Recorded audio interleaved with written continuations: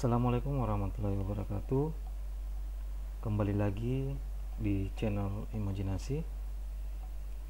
Terima kasih untuk tetap setia pada channel Imajinasi, channel yang sengaja dibuat untuk berbagi ilmu dan pengetahuan serta informasi.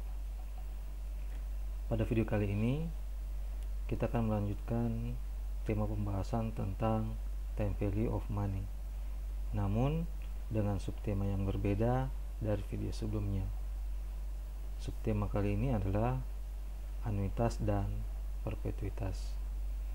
Pembahasan tentang anuitas dan perpetuitas akan dibagi dalam 4 video. Untuk video pertama atau video ini kita akan membahas tentang konsep dasar anuitas dan perpetuitas serta tujuan anuitas dan perpetuitas. Untuk video kedua, video ketiga, dan video keempat kita akan membahas tentang cara hitung untuk masing-masing jenis anuitas serta cara hitung perpetuitas dan juga implementasi anuitas serta perpetuitas. Pada video ini kita akan fokus pada konsep dasar anuitas dan perpetuitas serta tujuan keduanya. Langsung saja kita masuk pada pembahasan konsep dasar anuitas dan perpetuitas.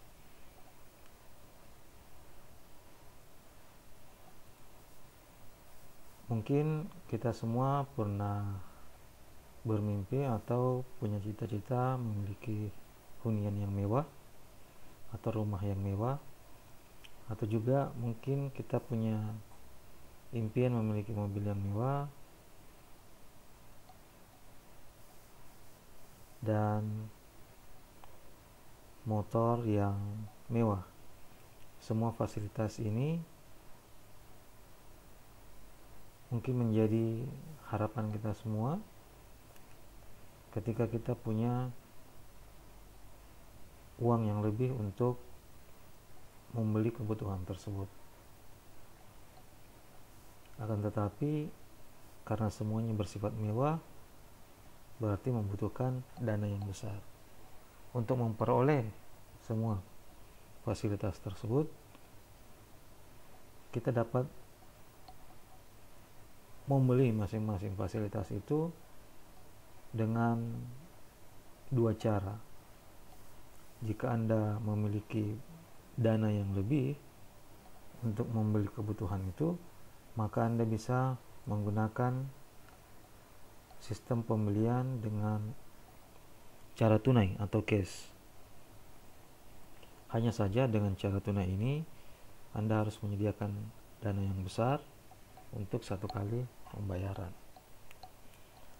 Sementara untuk pembelian dengan sistem yang kedua, yaitu dengan cara kredit. Sistem ini tidak membutuhkan dana yang besar seperti sistem tunai atau sistem cash. Akan tetapi dengan sistem kredit kita harus menyediakan dana untuk beberapa waktu selama jangka waktu pelunasan pembelian barang yang kita butuhkan. Nah, dalam video ini kita fokus pada sistem pembayaran dengan menggunakan cicil atau kredit. Kenapa? Karena dalam sistem ini terdapat model yang sifatnya diangsur atau pembayaran yang dilakukan secara berkala. Nah, pembayaran yang dilakukan secara berkala inilah yang kemudian kita akan melihat bagaimana sih time value of money terhadap masing-masing pembelian dengan menggunakan sistem angsuran. Sebelum masuk pada pembahasan inti, Di sini saya ingin mengingatkan kembali tentang simple interest versus compound interest atau bunga sederhana dan bunga menjemuk. Hal ini perlu diingatkan karena kedua model bunga ini menjadi bagian dalam anuitas dan perpetuitas. Sebelumnya, pada video yang lalu telah dibahas secara detail simple interest dan compound interest. Misalnya, di sini ada timeline untuk jangka waktu pembayaran dengan tingkat suku bunga yang berlaku adalah 5%. Pembayarannya adalah sebesar Rp10.000. Dengan menggunakan simple interest, maka Rp10.000 dikali dengan tingkat suku bunga yang berlaku dikali total jangka waktu. Dalam hal ini jangka waktunya adalah 3 tahun atau 3 periode. Sehingga di akhir periode jumlah pembayaran yang harus dilakukan adalah sebesar Rp11.500 untuk simple interest atau bunga sederhana. Jadi dasar daripada perhitungan bunga sederhana adalah perkalian antara tingkat suku bunga yang berlaku dengan total jumlah jangka waktu yang dibutuhkan untuk pelunasan pembayaran. Sementara untuk sistem bunga majemuk dengan pembayaran yang sama adalah Rp10.000. Berdasarkan perhitungan bunga majemuk, maka di akhir periode jumlah pembayaran yang harus dilakukan adalah sebesar Rp11.576. Di sini ada selisih sebesar Rp76. Compound interest lebih besar daripada nilai simple interest karena dasar perkalian untuk bunga menjemuk adalah tingkat suku bunga dikali cash flow per periode.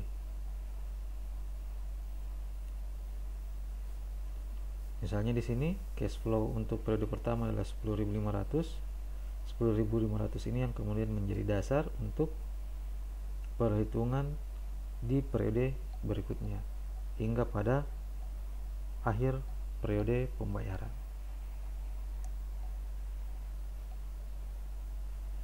Itu tentang simple interest dan compound interest.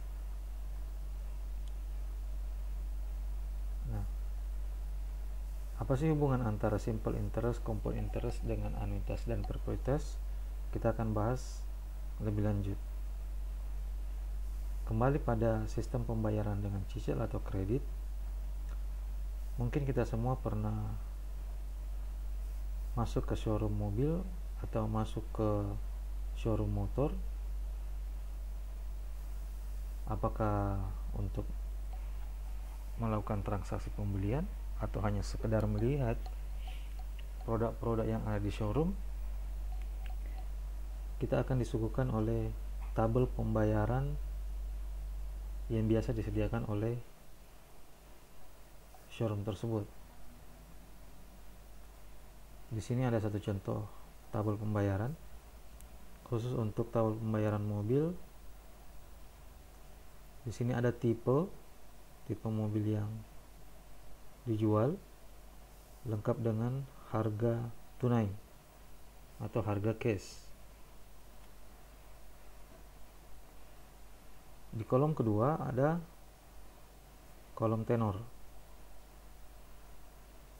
yang terbagi dalam 3 tenor, 36 bulan, 48 bulan, dan 60 bulan, atau 3 tahun, 4 tahun, dan 5 tahun. Kolom berikutnya ada total down payment atau total DP yang harus dibayarkan pada saat pertama, yaitu sebesar 53.400.000. Kolom terakhir ada angsuran yang dilakukan setiap bulan selama jangka waktu tenor yang dipilih. Jadi misalnya kita memilih tenor 36 bulan, berarti kita harus membayar selama 36 bulan sebesar angsuran 7.996.500. Nah, pada tabel pembayaran ini kita fokus pada kolom tenor dan angsuran. Tenor di sini adalah jangka waktu, sementara angsuran adalah cash flow atau arus kas yang harus dikeluarkan selama periode tenor yang kita pilih. Apakah kita memilih 3 tahun, 4 tahun, atau 5 tahun.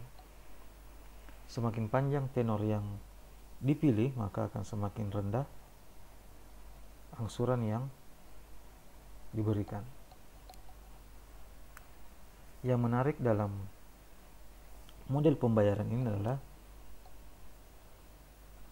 setiap bulan pada tenor yang dipilih, pembayaran tersebut bersifat tetap. Kita ambil contoh, misalnya untuk timeline pembayaran pada pembelian mobil seharga 264.500.000 untuk tenor 60 bulan atau 5 tahun.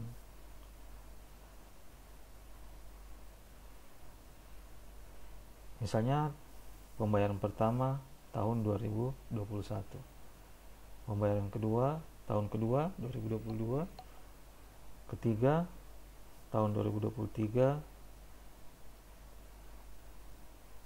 tahun keempat sampai dengan tahun kelima. Untuk tahun pertama, pembayaran setiap bulan yang dilakukan adalah sebesar 5.840.500 untuk 1 tahun penuh. Begitupun dengan pembayaran tahun kedua, tahun ketiga, tahun keempat, sampai dengan tahun terakhir pelunasan. Jika dilihat dalam sistem pembayaran ini, maka akan terlihat angka yang sama mulai dari tahun pertama atau bulan pertama di tahun pertama sampai dengan bulan terakhir di tahun terakhir. Di sini ada pembayaran dengan nilai atau jumlah yang sama untuk tiap waktu selama atau sepanjang tenor atau jangka waktu pelunasan pembayaran.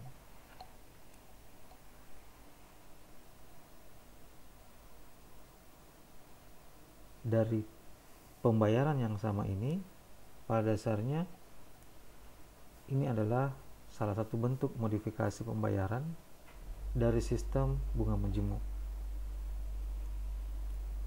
Jadi model ini adalah model modifikasi dari sistem bunga menjemuk atau compound interest. Jadi hubungan antara compound interest dan anuitas adalah di sini ada modifikasi terhadap pembayaran atau penerimaan yang dilakukan pada setiap periode. Modifikasi misalnya di compound interest. Kalau compound interest atau bunga menjemuk tahun pertama 10.500, pembayaran di tahun kedua 11.025, dan pembayaran ketiga adalah 11.576. Untuk compound interest, dasar perkaliannya adalah cash flow di periode tersebut dikali dengan tingkat suku bunga yang berlaku, sehingga terjadi perbedaan di masing-masing periode pembayaran.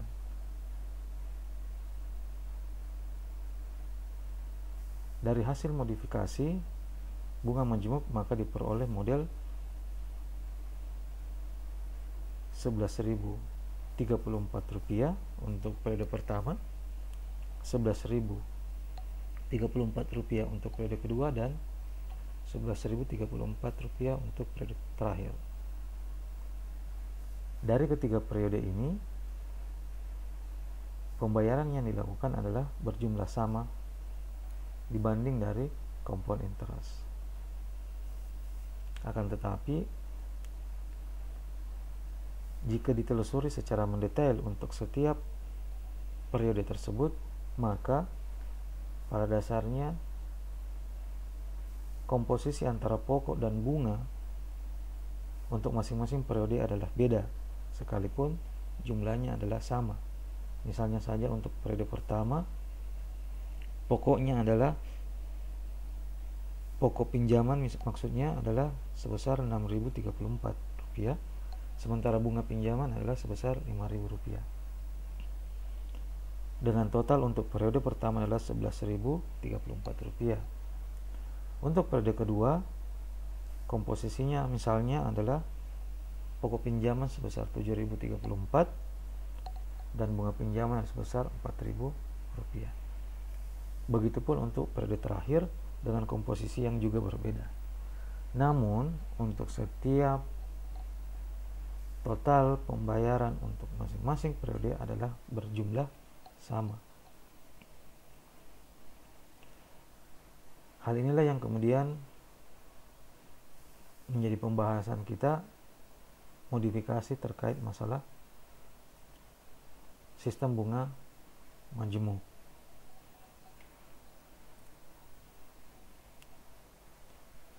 Kita masuk pada apa yang dimaksud dengan anuitas. Dalam definisinya, anuitas adalah serangkaian pembayaran atau penerimaan dengan jumlah yang sama yang dilakukan pada interval waktu yang tetap selama jangka waktu tertentu. Jadi anuitas itu adalah sebuah serangkaian pembayaran atau penerimaan. Pembayarannya jumlahnya sama dan dilakukan pada interval waktu yang tetap, misalnya 1 bulan atau 2 bulan atau per tahun selama jangka waktu tertentu. Jadi anuitas adalah serangkaian pembayaran atau penerimaan yang bersifat tetap selama jangka waktu tertentu. Untuk lebih jelas dalam timeline pembayaran anuitas, kita kembali misalnya pada contoh pembelian mobil seharga Rp264.500.000 untuk tenor 60 bulan. Pada tahun pembayaran pertama, pembayaran tahun kedua, tahun ketiga, 4, dan 5. Karena tenornya adalah 60 bulan. Berarti hanya sampai 5 tahun. Dengan pembayaran setiap bulannya dalam masa tenor tersebut adalah Rp5.840.500. Berlaku untuk setiap bulan selama 5 tahun.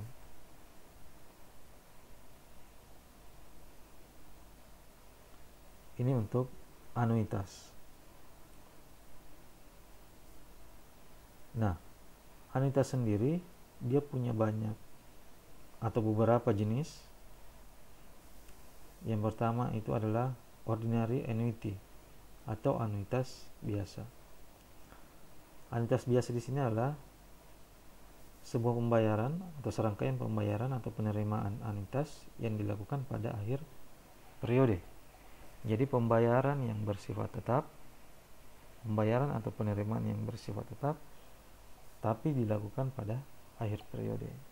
Contohnya adalah kita bayar cicilan di akhir periode. Anuitas yang kedua adalah due annuity atau anuitas jatuh tempo. Berbeda dengan anuitas biasa, untuk anuitas jatuh tempo, pembayarannya atau penerimaannya dilakukan pada awal periode. Jadi misalnya untuk Januari, tanggal 1 Januari sampai dengan 30 Januari, maka jika menggunakan sistem anuitas biasa, pembayarannya dilakukan pada tanggal 30 Januari. Sementara untuk due annuity atau anuitas jatuh tempo, pembayaran atau penerimaannya dilakukan pada tanggal 1 Januari. Itu untuk anuitas biasa dan anuitas jatuh tempo. Yang terakhir adalah deferred annuity atau anuitas tangguhan. Berbeda dari dua jenis anuitas sebelumnya, untuk anuitas ini adalah anuitas yang pembayarannya atau penerimaannya ditunda beberapa periode berjalan. Misalnya pembayarannya dalam tenor 12 bulan. Untuk pembayaran pertama dilakukan penundaan selama misalnya 3 bulan. Jadi misalnya penundaannya 3 bulan, bulan pertama, bulan kedua, bulan ketiga, maka akan dibayarkan pada bulan keempat. Contohnya ini adalah deposito. Itu untuk jenis anuitas. Kata kunci dari setiap jenis ini adalah bahwa anuitas itu merupakan pembayaran atau penerimaan yang bersifat tetap dalam interval waktu yang tetap, namun memiliki jangka waktu tertentu, misalnya 5 tahun, 3 tahun, atau 4 tahun.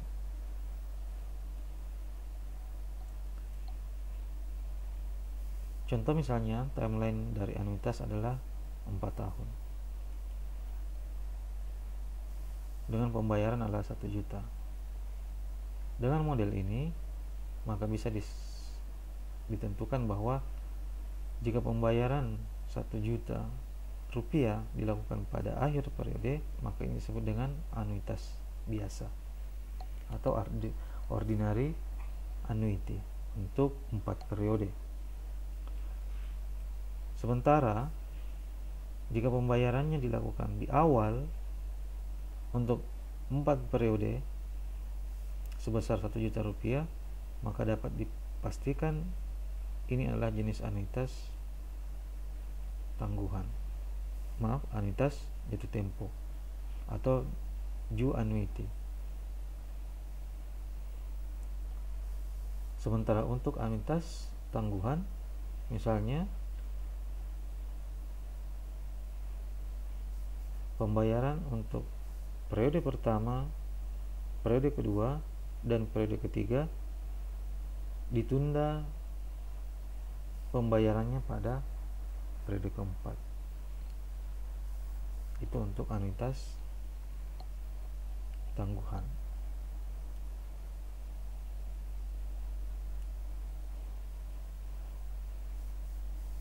Kemudian kita masuk ke perpetuitas.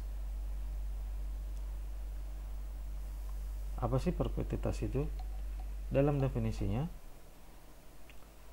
perpetuitas adalah serangkaian pembayaran atau penerimaan dengan jumlah yang sama yang dilakukan pada interval waktu tertentu dan berlangsung selama-lamanya.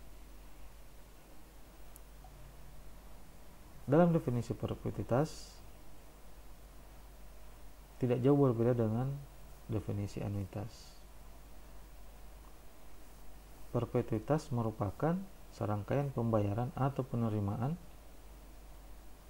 yang jumlah pembayarannya adalah sama, juga dilakukan pada interval waktu tertentu, hanya saja diasumsikan dia berlangsung untuk selama-lamanya.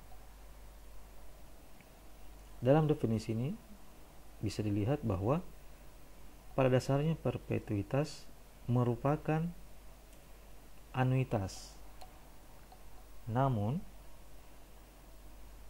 anuitas yang dimaksud adalah jangka waktu yang sifatnya selamanya. Jika anuitas memiliki batas waktu, untuk perpetuitas asumsi waktu yang digunakan adalah selama-lamanya. Timeline penerimaan perpetuitas, misalnya pembayaran gaji pensiun. Pembayaran gaji pensiun sebesar 4.500.000. Tenor selamanya. Kalau anuitas tadi contohnya untuk pembelian mobil tenornya adalah 60 bulan. Untuk perpetuitas tenornya adalah asumsinya untuk selamanya. Jadi perbedaan antara anuitas dan perpetuitas pada dasarnya adalah hanya di jangka waktu pembayaran atau jangka waktu penerimaan. Untuk pembayaran gaji pertama, tahun pertama, tahun kedua, tahun ketiga, tahun keempat, dan tahun seterusnya.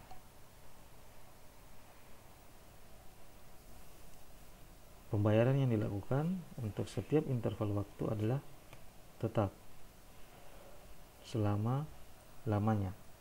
Beda halnya dengan anuitas, hanya sampai pada 5 tahun. Itulah perbedaan antara anuitas dan perpetuitas. Kemudian, apa sih tujuan antara anuitas dan perpetuitas? Pada dasarnya, anuitas dan perpetuitas adalah modifikasi dalam pembayaran atau penerimaan yang sifatnya berangsur. Untuk apa?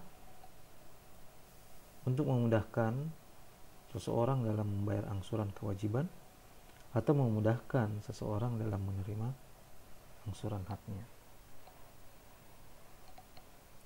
Jadi hasil modifikasi ini merupakan satu bentuk upaya dalam memberikan kemudahan kepada orang lain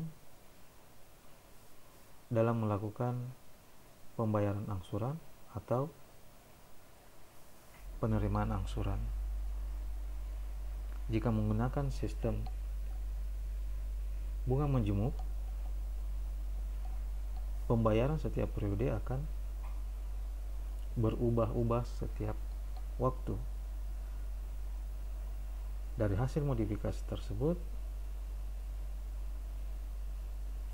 yaitu anuitas dan perpetuitas, maka seseorang dapat terbantukan untuk merencanakan pengeluaran yang harus dilakukan pada interval waktu tertentu, karena sifat pengeluaran yang harus dilakukan atau arus kas keluar yang direncanakan adalah bersifat tetap sepanjang waktu pembayaran berlangsung, apakah dia anuitas ataukah dia perpetuitas. Itulah tadi pembahasan singkat terkait masalah konsep dasar anuitas dan perpetuitas.